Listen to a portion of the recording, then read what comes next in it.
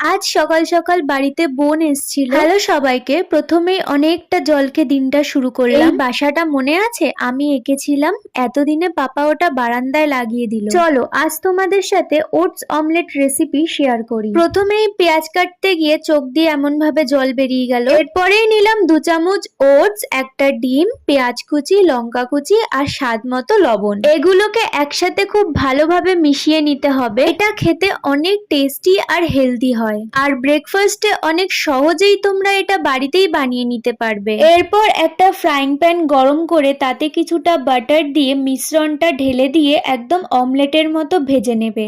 ব্যাস, আর কি, একদম ঝটপট রেডি হয়ে যাবে healthy and tasty oats omelette. এরপর আমি আর আমার বোন দুজনেই টেস্ট করলাম, আর আমাদের দুজনেরই খুব ভালো লেগেছে। আজ আবার সময় করে একটু স্কিন কেয়ার করতেও বসেছিলাম। চলো আমি স্কিন কেয়ার করি, আর তোমরা সাবস্ক্রাইব করতে ভুলো না। বাই।